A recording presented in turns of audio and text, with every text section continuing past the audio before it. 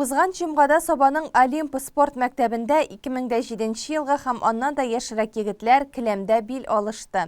Көрәш ярышы махсус хәрби операциядә башларын салган батырлар истәлегенә уздырылды. Бүләкләрне җаваплыгы шикләнгән ПМК җәмгыяте әзерләгән иде. Тулырак алдагы хәбәрдә.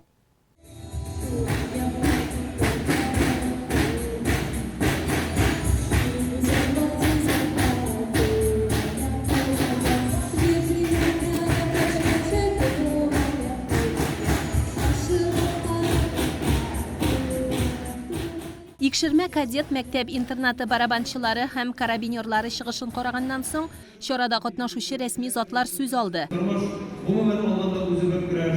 Сез инде үзегезнең физик көчегезне генә түгел, тәнегезне генә түгел, үзегезнең рухыгызны да, үзегезнең рух көчегезне дә тәрбиялисез шушы үзегезнең милли көрәш белән.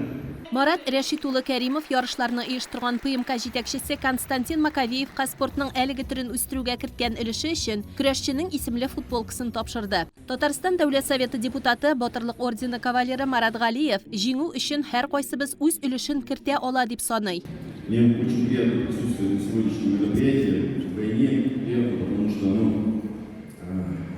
именно не просто спортивное мероприятие, а очень рождено в честь воинов павших, защищавших нашу родину. И, конечно же, спорт, он, как всегда, всех нас объединяет. Район хәрби комиссары Фәниз Закиров илебез иминлеге хакына башларын салган егетләрнең батырлыгын билгеләп үтте. На сегодняшний день это наша главная задача – помнить память тех ребят, которые в ходе проведения специальной военной операции сложили свои головы. А также помнить тех ребят, которые на сегодняшний день стоят в защите нашей родины.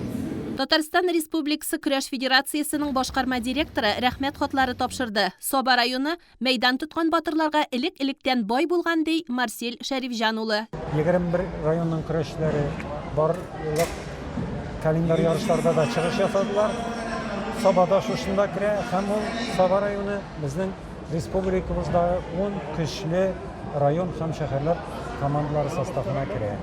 Районның мәдәният хезмәткәрләре матур җырлары белән ярышка ям көрәшчеләргә көч истәде. Олимп мәктәбенә йөрүчеләр спорт төрләре буенча чыгышлар күрсәтте.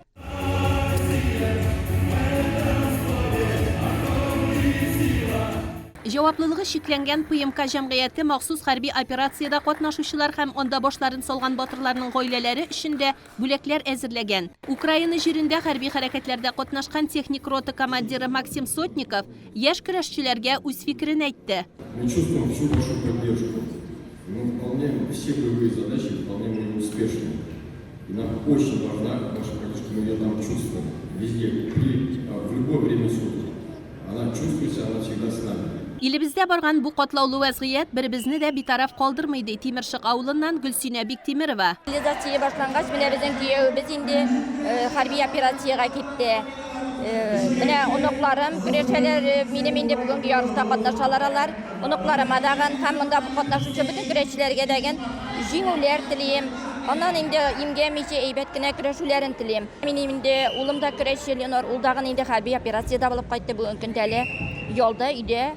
Илебезгә тынычлык килеп, бүген көндә хәрби операциядә булган бөтен ир-егетләрнең дә сәламәтлекләрен югалтмыйча, акыл тәүфикларын югалтмыйча, рухларын сындырмыйча, үз аякларында гаиләләре янына кайтуларын телим. Һәм монда аларны көтеп торучы хәләл җифетләрне, әниләренә, туганнарына даган саулык, сәламәтлек белән кайгы хәсрәтләр күрмичә исән-сау каршыларга язсын. Ул да безгә барыбызга даган шатлыклы, куанычлы күрешүләр насыйп булса иде.